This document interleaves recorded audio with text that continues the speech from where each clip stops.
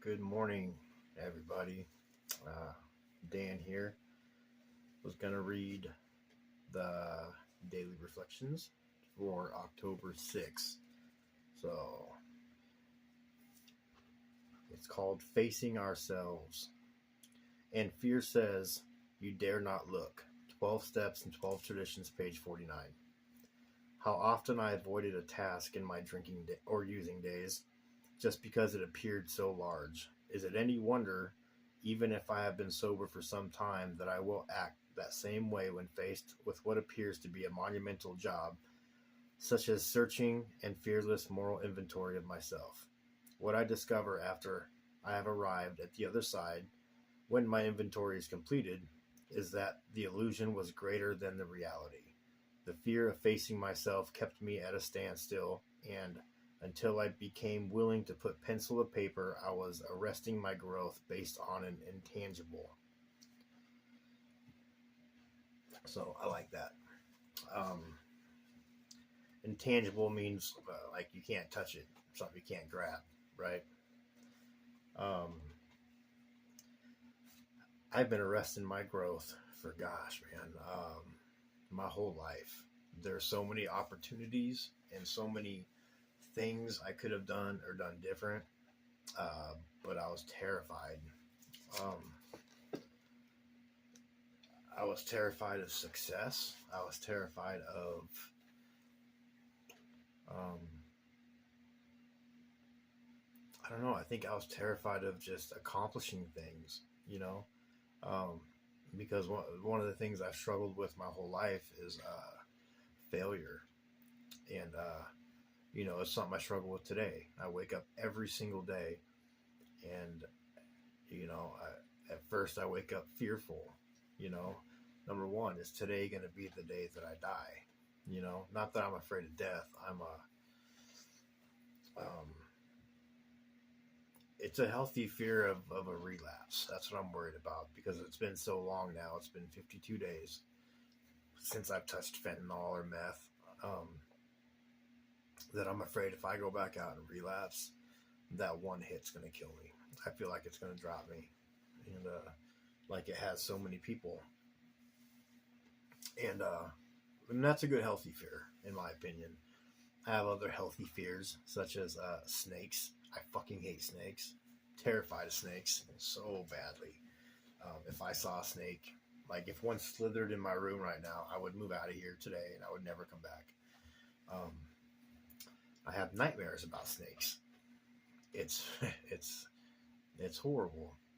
I have a video somewhere. I have to find it, where somebody put a dead snake on my motorcycle and told me to go move my bike, and I went to move it, and I jumped like 6 feet in the air. I didn't know that was possible. But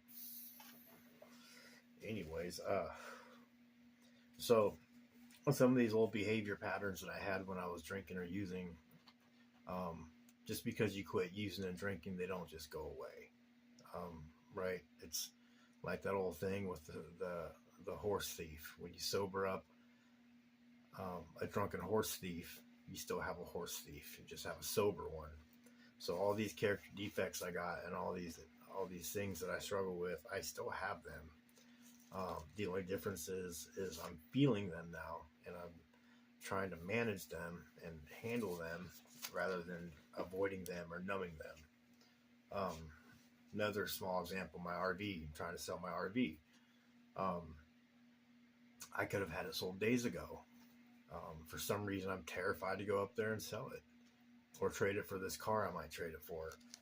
Um, and I don't even know why. I really don't know why. Um, I think because then I'll have money in my pocket. Um, I'm not worried about a relapse with that or anything. It just seems like anything good that can move me forward in life, I step back from, almost like subconsciously. I don't think I deserve it because I've done so many shitty things in my life. I don't feel worthy of good things. I don't feel worthy of love. I don't feel worthy of compliments. I don't feel worthy of hell, you guys. Um, so it's crazy. And that's something I need to move forward on. And how? I don't know. I have no idea. That's why I got a sponsor. That's why I'm going to work these steps they say to work. And maybe through that, I can learn to be a normal human being, whatever that is. Um, I think I just want to feel comfortable in my own skin. That's what I want.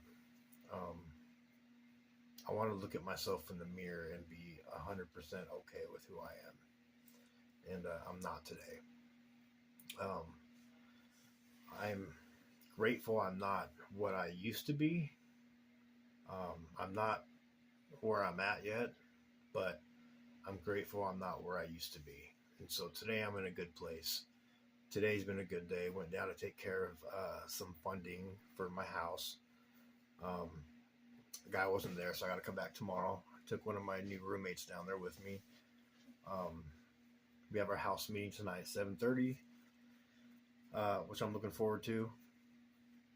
I should be getting my motorcycle back up here today, which we're trying to do it yesterday, which was a little bit tough because I had asked my mom if her ex-husband could use his AAA because he has motorcycle AAA. I didn't want his help personally or to use his truck, but come to find out last night, that's what we were doing, and he's a meth dealer. And I expressed to my mom that I'm not comfortable with that. I can't even see my own father right now because he's a meth addict. And so I told her, don't leave my side. I'm really not to. And this man, abused my mother, abused me in a sense, emotionally and verbally. He came in my life when I was 17, and he obscured my whole view of what a man should be.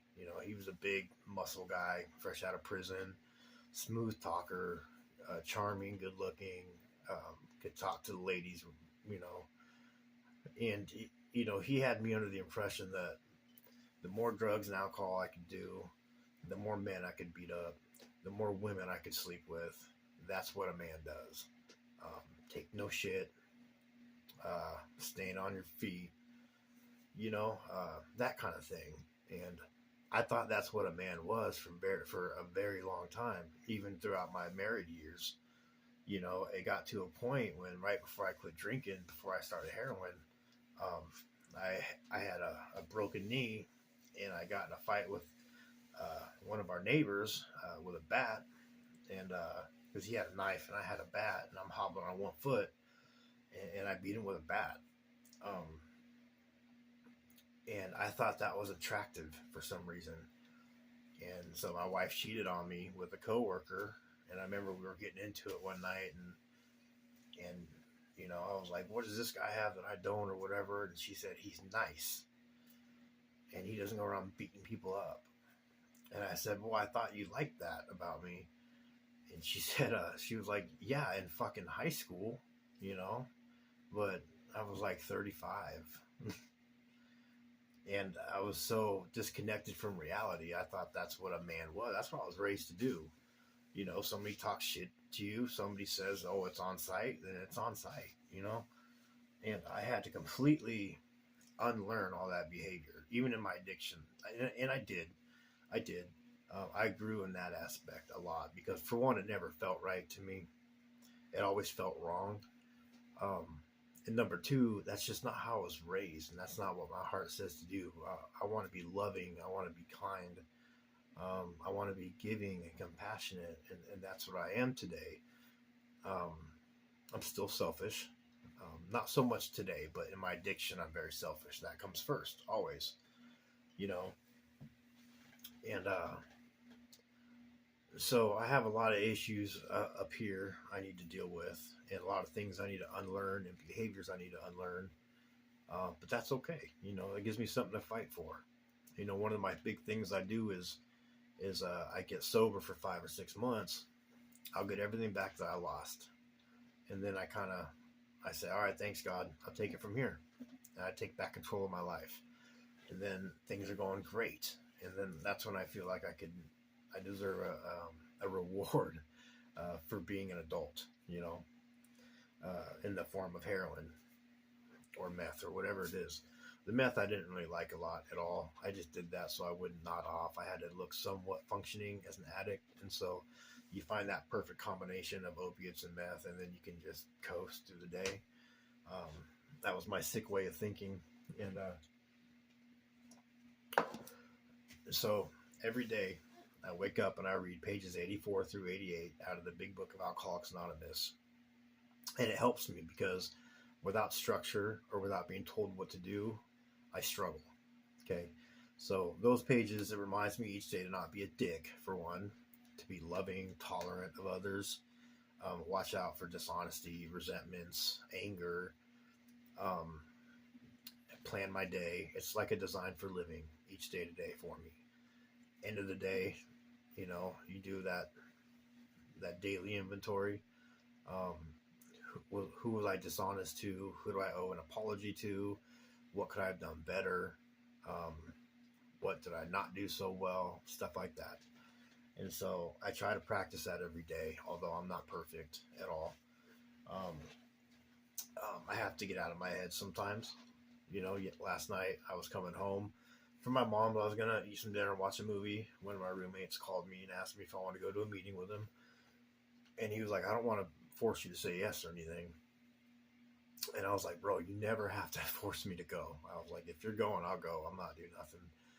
And I'm glad I went, got to see another old friend of mine, because I used to know a lot of people in recovery.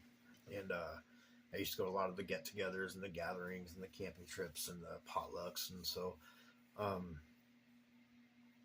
it was good.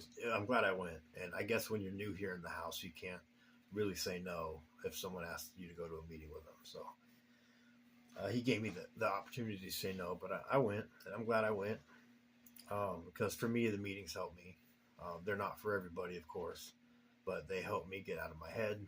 They help me find new people that are in there that could use some help, because sometimes people will relate to somebody with 52 days sober before they'll relate to somebody with 10 years sober, and that's how I was. I wanted to go sit next to the guy with 30 days because I'm on day 3 or whatever the case may be. I want to know his secret. I'll worry about the 10 years tomorrow, or 9 years and whatever days later.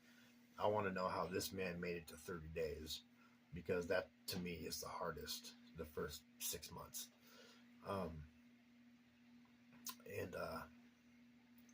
So yeah, although I'm really in no position to help anybody, but sometimes maybe I'll say something that can resonate with somebody or help them, or if they want to ask me how I did it, I can tell them how I did it, shit like that. So anyway, I'm really grateful today. Today's not so stressed out like it was yesterday. Sorry if I was a bit negative. Today's a good day. Cleaning up my room a little bit. Gonna see about getting my bike and have a house meeting tonight. And I'm ready to start the new week. And I'm gonna try and do a thing where I talk about 3 things I'm grateful for today. I try to do that every morning as well, on top of praying. That way I can change whatever negative outlook I may have. Instead of worrying about what I don't have, I can focus on what I have. So today I am grateful. I'm grateful for the people and friends in my life.